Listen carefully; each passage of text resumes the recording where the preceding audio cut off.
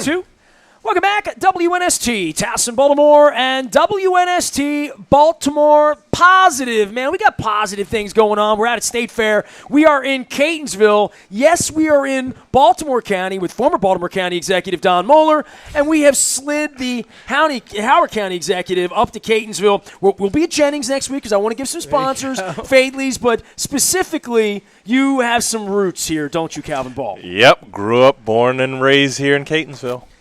Hometown, home cooking here. Well, State Fair has been cooking us up here for about 7 months. Appreciate you coming out and being a part of this. Heard so many things. At one point, I almost had breakfast with you. You did breakfast in the city a couple months ago, and I couldn't make it that day. So I'm glad we're spending some time together today. Well, good things come to those who wait.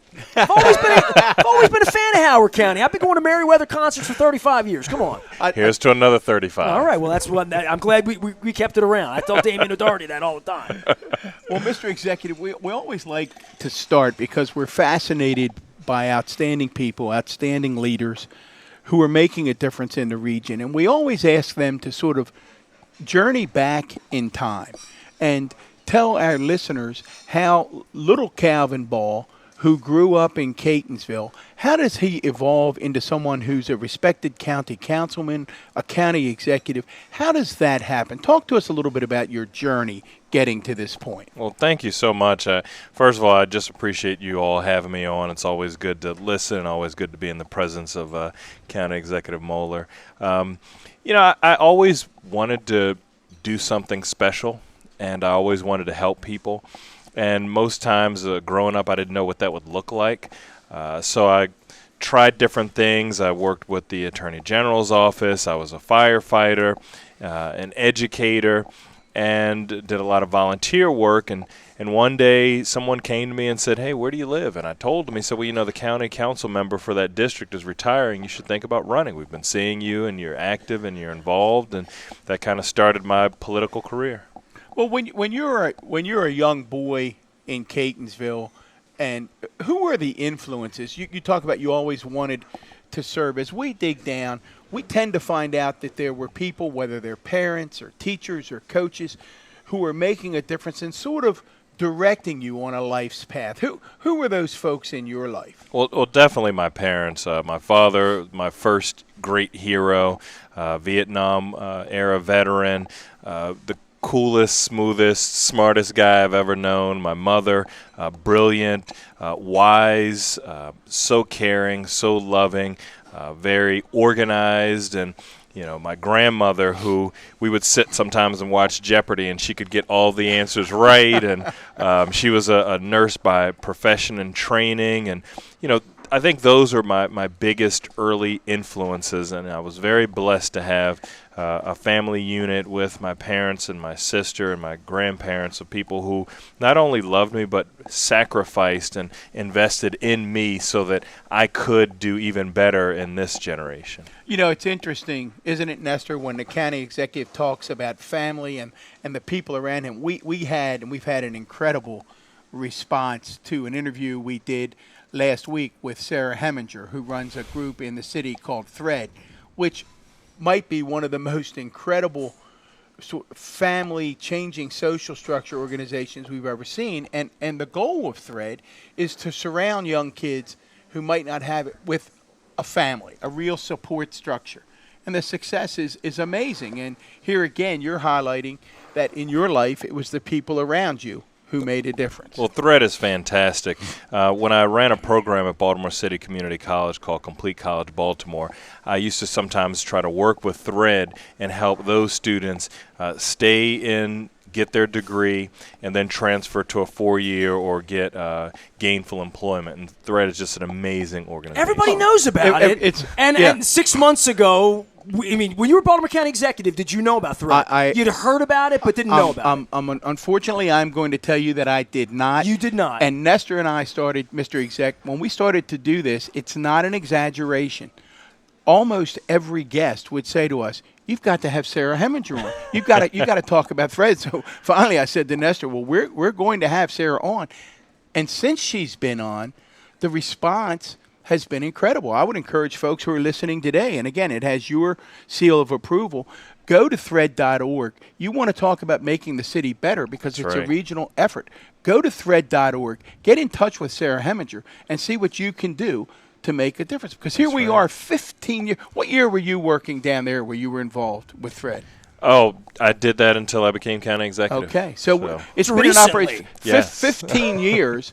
15 years now, over 500 students, 100% successful, going to college. Nobody's left the program. Just remarkable. And she refuses to leave Baltimore with the program until we fix Baltimore. That's right. So, one of the things that we put this together last year when Don was finishing up at Baltimore, is saying Baltimore is obviously on the struggle, in a lot of different ways.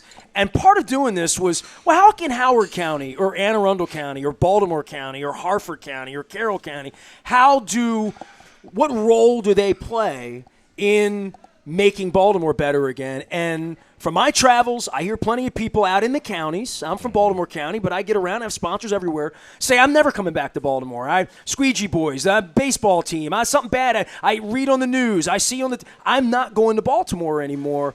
And I said to Don, that's the first problem. We need people from Howard County and people from all of these places to understand how important Baltimore is. And there's a Michigan model with Detroit where the whole state has gotten together to pick Detroit up.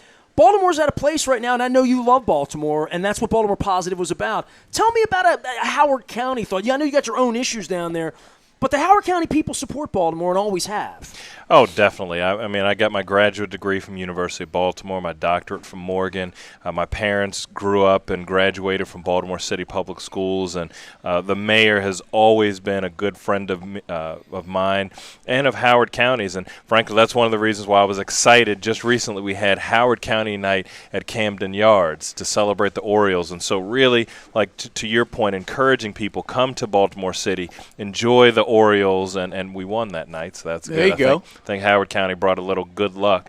And then enjoy the restaurants. And because we are a region, when people look, whether it's businesses or who have you, at this area, they don't just look at Columbia or Ellicott City. They look at the region. And so the stronger Baltimore City is, the stronger our entire region is. Well, there's no wall at any of the borders. Not at all. We're all freely flowing. We don't pay the toll when we go into Howard County. Well, exactly. we talk about it all the time. I've lived in Baltimore County my entire life, yet when I'm in Newport, Rhode Island last week and someone says to me, "Where are you from?" I don't say I'm from Baltimore County. I don't say I'm from Catonsville. I say I'm from Baltimore. Right. We think of ourselves as a region. And I think that's why this whole discussion is so important.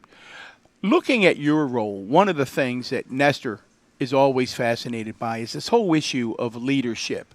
And you had several terms as a county councilman, even the chair of the council. And then you find yourself, you win an election about a year ago. What's been the biggest adjustment? What's the difference between moving to the executive branch from the legislative branch, and what's that transition been like? So it's funny that you mentioned leadership. I spent a lot of time studying that over the years, and I think when I look at my leadership journey, I think in my 20s I saw myself as a servant leader. I was just a lot of jobs, a lot of volunteership, and then in my 30s I saw myself more as a situational leader. There are certain different leadership styles that you need for certain situations. I had spent some time being a firefighter, what have you. In my 40s... By your 30s, you've made some decisions. I did. You become a decision maker. Exactly. And in my 40s, I think I've become a transformational leader.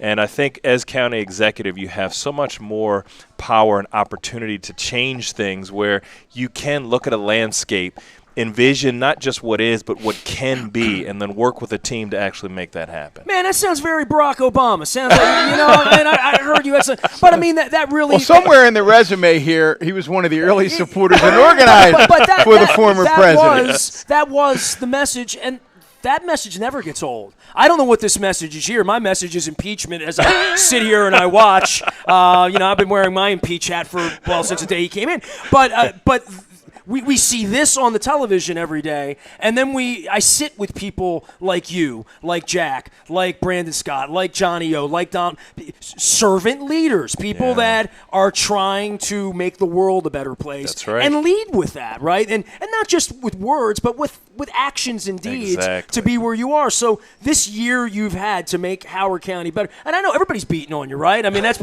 you got the team coming in. I was down in Howard County last week, and I saw some angry parents about education.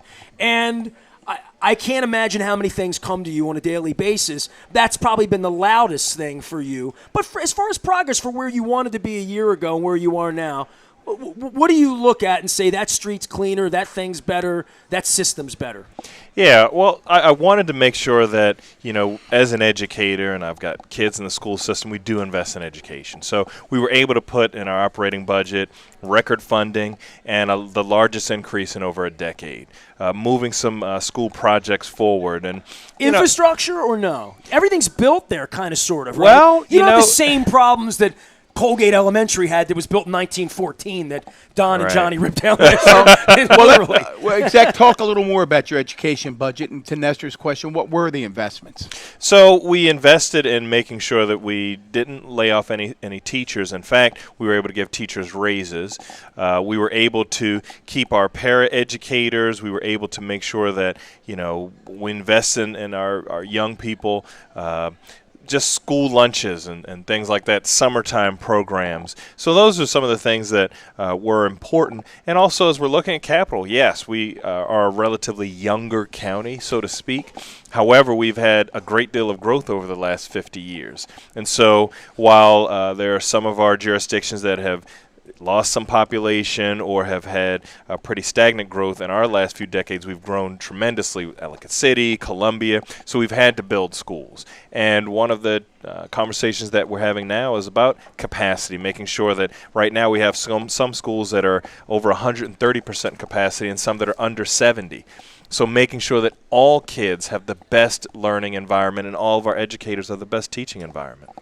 And we want to, I don't want to give that short shrift because I think that's going to warrant, and we'll have that larger discussion today. I got a lot I wanted. I learned a lot about. I've been going to Howard County my whole life, and I always wanted to live in Howard County. Like when I would drive down there. I'm a kid from Dundalk, and in 1984, 5, 6, I'm 15, 16, 17, and we would drive to Merriweather, and we would get off 29, and man, they had a mall, they had cool stuff, they had pretty girls, they had sunshine and parks, and we still got all that. I understand that. So, but I also understand that it was a completely planned community. It was planned to be, I call it Disney World, but it was planned to be completely welcoming to all people, color, race, ethnicity, socioeconomic, all of that.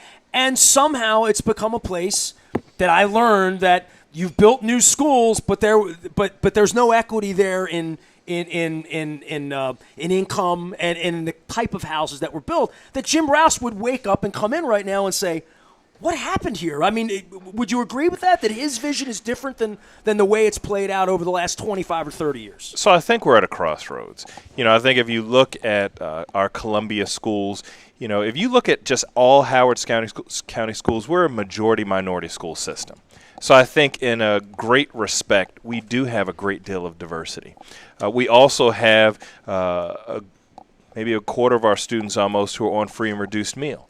So we do in Columbia and Howard County, a county that is extremely affluent, have a lot of people who have need. I don't think a lot of people know that. Exactly. Yeah. And so I learned that. We do have, I think, a great deal of diversity. I think what happens is like you said, over time, whether or not there's older housing stock or there's turnover, because we are a relatively young county where people might have come in 50 years ago. They had 3 or 4 kids. Then they became empty nesters 20 years ago, and now they just turned it over to another family with 3 or 4 kids. So there's this ebb and flow of school capacity, and maybe the homes that are from the 70s and have the Brady Bunch feel, The ones I always loved. The ones I always wanted to live in when I drove past them. People might not be going to those as much that have a great deal of affluence, and maybe they're going to some of the other, what some might see as a McMansion. And so I think there's always a push-pull. And,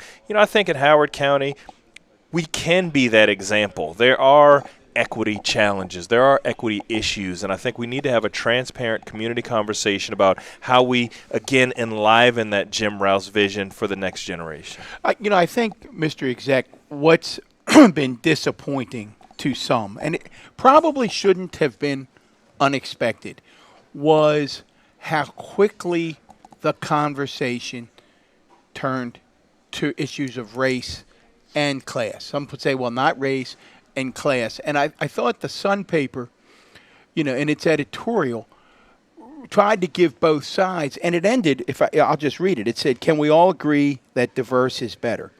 Even those students in high-performing schools would benefit from the real-world experience of going to school with someone who isn't of the same race, religion, and income level. Look around. The nation is seething with intolerance, and we'll talk about that today. It won't become a more tolerant place if youngsters of differing social circumstances are kept at a distance. I was talking with some young people last night, and the world is a different place, and the world in which we're raising our children are very different. When we were younger, we were competing with, maybe, if not the kid in the class, maybe a kid in the school in the next town. Now they're competing with the world. And I understand that there are a lot of parents who look at things like school academic placement tests, and they're thinking, how's my kid going to be able to be successful in this world? However, that does not a successful student make in and of itself. Dealing with different people, even if you do raise that CEO has to be a leader and have followers and have different people of all kinds of abilities and backgrounds. And I think sometimes that gets lost in the conversation. And, there are people all over the world who today are coming to Howard County just for the schools. They might get a home and have 2 or 3 families pooling their monies together just so they can go to a Howard County school. So the investment is very visceral and very important. And I think, I understand why people feel so strongly. Yeah, I was at an event a couple weeks ago, and I saw some parents that felt strongly. And yes. I remember when I was a child, my parents in East Baltimore County, they were going to close a school. And I remember my dad going to war and being a community organizer and all that. Right. Which county executive was going to control that. And I heard a woman sort of make a testimony about it. And I almost wanted to turn it and say, if your child went to school X, and it might have been Wildly, I don't know which school it was, and I thought, your kid can be a leader there the way the kids in my school in Dundalk High in 1981, and Don will attest to this because that's where I met him. He was my high school guidance counselor in 1982. Nice. I always tell that. I always sneak that one into every story, too, just so the crowd's like, really? You're that old? But the real story, I guess, is I had gifted and talented kids come from Perry Hall, Overly, Chase, Essex, Loch Raven, Towson, to Dundalk in the early 80s on the little bus that they had to get 45 minutes before that made all the stops. And I never thought of how brave it was for their parents to send their kids down to Dundalk, where it wasn't Loch Raven, it wasn't Delaney, it wasn't Hereford, even then. I'm talking almost 40 years ago. And how brave that was to do that when I see other people, and you're seeing it every day, we're saying, my son or daughter's in the best school, and you all as county executives say they're all good. They're all the schools are good. And on behalf of you didn't think Dundalk was a bad school when you were teaching me at Dundalk. On behalf of County Executive Ball, this is a public service announcement. The county executive does not run the school system. Oh, fair enough. So just a public service announcement. Just a note, I'm barking at the wrong person. County Executive Ball does not. Is that correct? That is Unless correct. there's something new in Howard County. No, there's a separately elected board. You and just have an opinion. Well, let's I just support all of our children, all of our educators. But talk about that before we go to a break, and I know we're coming up on a break. What role, and we've shared similar roles, what responsibility do you feel in this, what has become a really emotionally charged debate? Even though you don't run the school system, what role do you play as county executive as trying to bring people together? Great question, and I'm glad that you ended with bring people together. I think inherent in any partisan role, there are certain tensions. And I think sometimes the best thing that one can do is to not engage too directly. As you said, I have absolutely no role in redistricting. And there are some folks who have said, we want you to get involved and tell the superintendent to change his plan or tell the Board of Ed to do something. Separately elected state entity, not only will it be inappropriate, but oftentimes it could have the exact opposite. Yeah, I don't think it would go well. It wouldn't go well. And so, even in our budget, people say, well, you have budget authority. We don't even have line item budget authority. The board controls their budget. Most of the policies and laws are through the state. County executive is has this on very purpose little. so you're not a king? Literally, right? I mean, isn't Pretty much. Yeah. It's set up so you're not a king, so you're not doing favors for your buddies, and well, I can't touch that school because my donors or whatever. Imagine that deal imagine if as someone dirty came, as our government is I'm sitting here right now for the rest. We'll do a segment We're in on the to water. where we are. We're in the Watergate era, where all we're going to see on television at 11 in the morning is this, right? That we don't want kingmakers. So, Right. so there is a part where you say, well, that not my job, but it's probably a good thing, right? Yeah, imagine if somebody came to me and they said, we want you to stop this congressperson from putting in this congressional bill. I have absolutely no power, no authority to do that. And I always said, I don't know about in Howard County, my reaction was when folks would come to me about a school issue, and I can remember my predecessor, Kevin Kamenetz, there were one or two very complex issues regarding what schedule a school should use. And Kevin looked at the advocates, and he had a good relationship with them. He said, I know this time you think it would be great if I had the power to step in and overrule the school board and the superintendent because you don't like what they're deciding. But think about it in terms of precedent. You don't want elected officials based on the amount of pressure they're receiving making educational decisions. That's right. It's just not Based on what Twitter thinks. It's just not what we Literally, want to right? do. We've got a lot to talk about. do. We'll be back. It's coming up on a break. We thank Howard County Executive Calvin Ball. We'll be right back. Got to thank our sponsors. We're at State Fair. We're in Catonsville. I had the chicken and waffles. Don told everybody on the internet about that. The man loves his chicken and waffles. We're going to That's be all. at Jennings. We're going to be at Fadley's next week. We got Senator Ben Cardin.